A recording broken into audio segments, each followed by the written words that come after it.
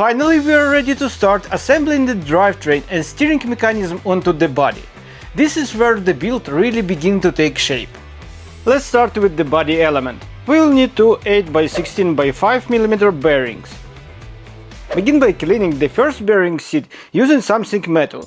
Gently scrape the inside with small radial movement. You can use pliers, a screwdriver, or even a knife.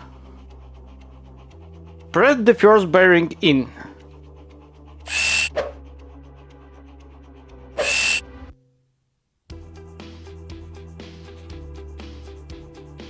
Then clean the second bearing seat the same way.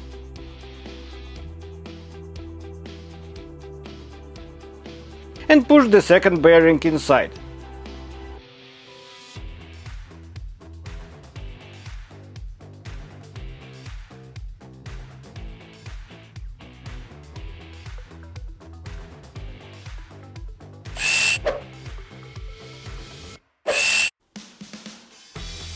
Next, take these two arms. On the bottom they are labeled FR3 and FL3, meaning front right and front left. Find this connecting bar.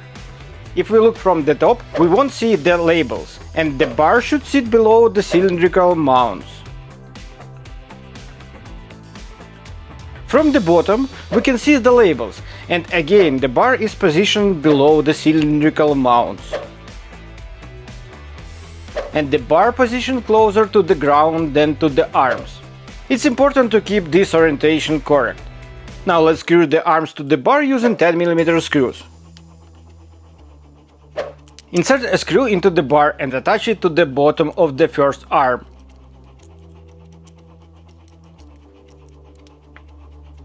Then attach the second end of the bar to the second arm.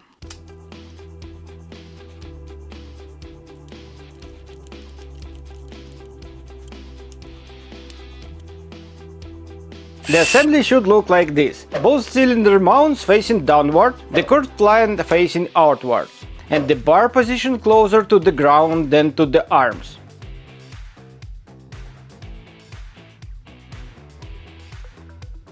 Next, take the body plate and insert the two cylinders into the two cylindrical slots.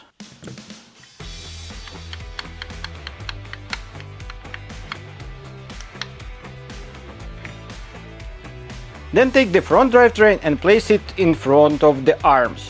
The front drivetrain has two mounting points on the wheel hubs. Don't confuse it with the rear drivetrain. Now let's take two 8 mm screws and secure the front drivetrain to the body. The body has a guide boss and two screw holes.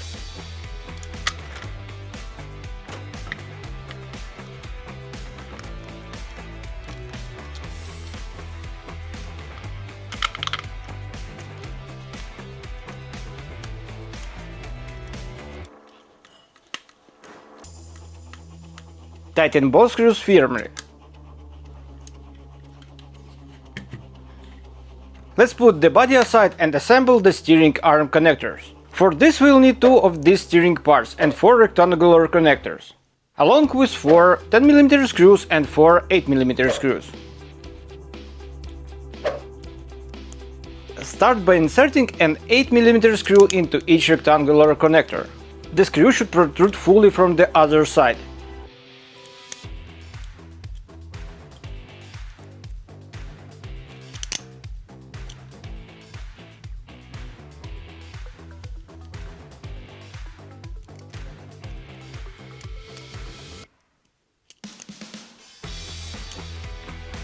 Now we will attach the rectangular connectors to the steering arm using 10 mm screws. Pay close attention, the rectangular connectors are not symmetrical. The screw hole is closer to the one edge than the other. The shorter distance should face toward the inside of the part. The longer distance should face outward.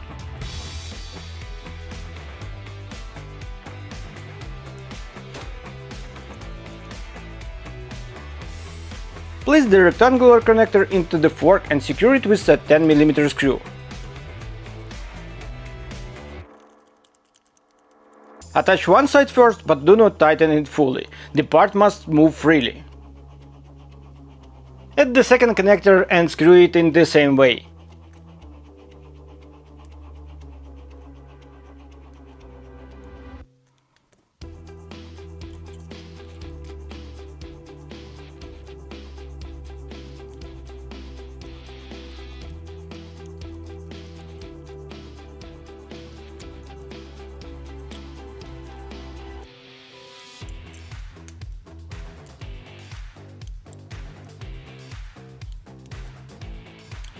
Again, leave both connectors loose enough so the assembly moves smoothly. Now repeat the exact same steps for the second steering arm.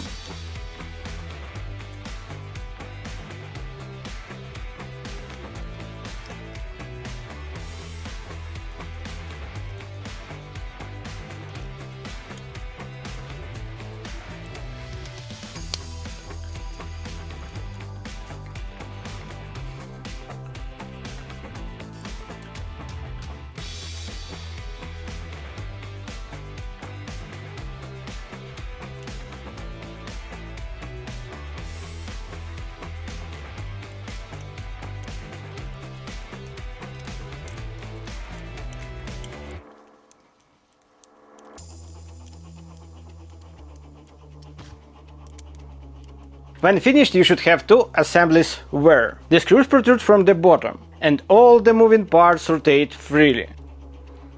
Because these joints move a lot, the screws may eventually loosen. That's why people use thread locker to keep them secure. For M2 screws we can use pink 222 thread locker or blue if you don't plan to remove the screws later. I recommend pink. Put a tiny drop on the screw threads and let it rest for about 15 minutes. If you don't have thread locker, you can skip this. It's not a deal breaker, but keep an eye on these screws in the future.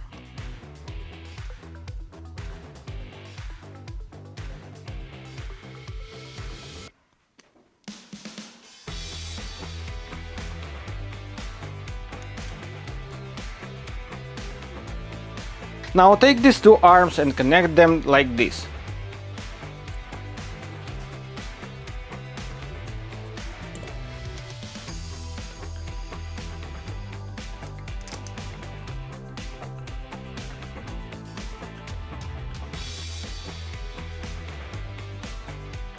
Use an 8mm screw and a tiny drop of thread locker if you are using it.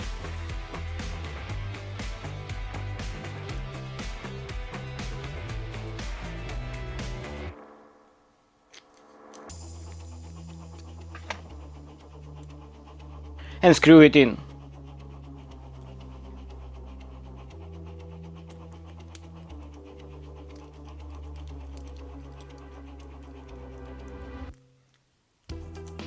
Do not over-tighten, the parts must move freely. This is important for smooth steering and proper suspension movement.